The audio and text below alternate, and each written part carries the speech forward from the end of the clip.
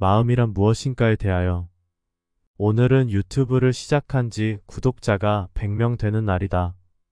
바라는 바 없이 글을 올리다 보니 어느새 기대 이상이다. 이런 종류의 글을 쓴다는 것은 특이한 일이며 독특한 글을 읽어주는 구독자분들에게 감사한 마음을 전한다. 공감하든지 형식적이든지 간에 여러 명이 읽고 있음은 좀 더 알고 있는 바를 잘 전달해야겠다는 마음이 들게 한다. 비록 나의 글이 100% 정확하지는 않더라도 이 거친 세상에서 존재를 들여다보고 그 실상을 적나라하게 드러낼 수 있는 사람이 세상에 누군가 한 명은 있어야 하지 않을까 하는 마음으로 글을 써왔다. 나름 자신이 아는 바, 그대로 본 바, 그대로를 쓰려고 노력했다. 그런데도 아직은 여러 정황상 정확히 말하지 못한 부분도 있으며 밝혀지지 않은 미지의 진리에 대해서는 정확히 모르는 부분이 있는 것도 사실이다.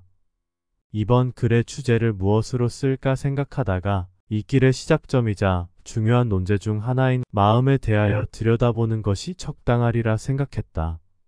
마음은 자신이 터널이나 동굴 속에 갇혀 있다고 느끼거나 나아가 감옥 속에 있다고 인지하느냐의 차이밖에는 없다.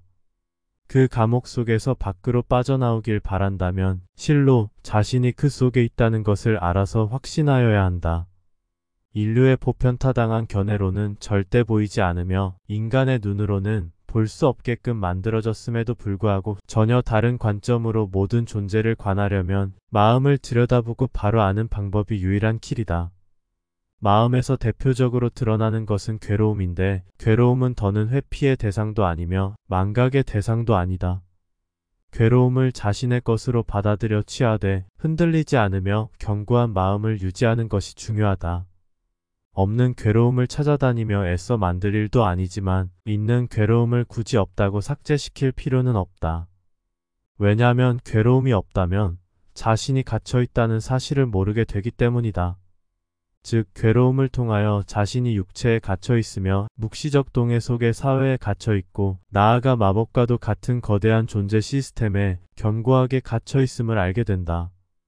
괴로움이 늘상 함께하되 마음은 흔들리지 말아야 한다.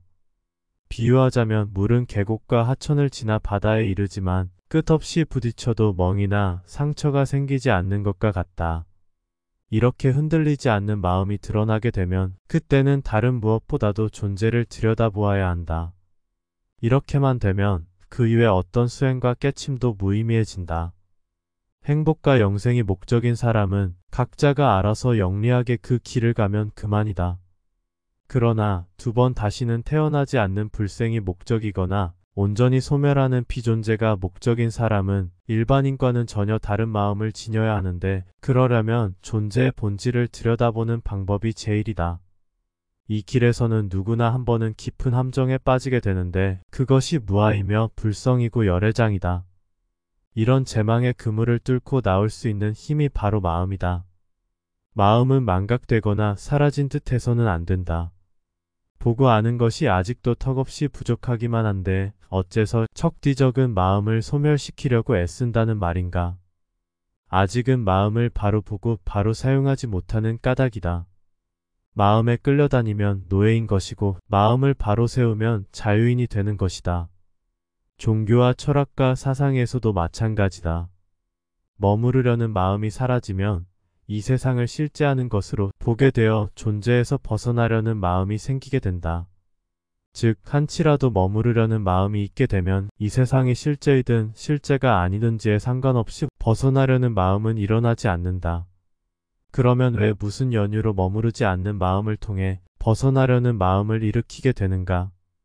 존재를 깊이 들여다보면 존재란 철저히 이원론이며 비록 몸은 이 세상에서 겨우 버티며 살아가고 있지만 마음은 인간의 경계를 초월한 그 무엇이 되어 이 세상과 자신을 비추어 보는 능력이 생기기 때문이다.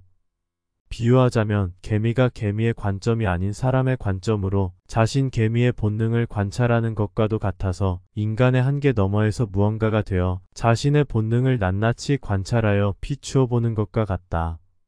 이렇게 되면 자신이 갇혀 있다는 사실을 확신하게 된다. 예수와 시다르타가 실제로 존재하였던 인물인지 아닌지 성경과 불경이 허구인지 오염이 되었는지는 논할 가치가 없게 된다. 종교는 스스로가 깊이 들어가 볼 필요가 있지만 맹목적 믿음에만 치우치지 말고 의심도 내어서 각 종교의 포인트만 정확히 잡고 이해하면 되는 것이다. 중요한 것은 자신만의 세계를 만드는 것이다. 그러려면 마음이 사라져서는 아무것도 할 수 없게 된다. 고급 정보를 보아도 무수한 서적을 읽어도 무엇이 진실인지 알 수 없다. 최상의 깨침은 자신 내부에서 자연스럽게 흘러나와야 한다. 이제는 사라진 듯한 마음을 다시 부활시켜야 한다. 모든 종교는 존재를 못 벗어나게 하는 함정이다. 따라서 그들이 만들어 놓은 야생의 시스템을 흔들림 없는 마음으로 깊고 정확하게 들여다보아야 한다.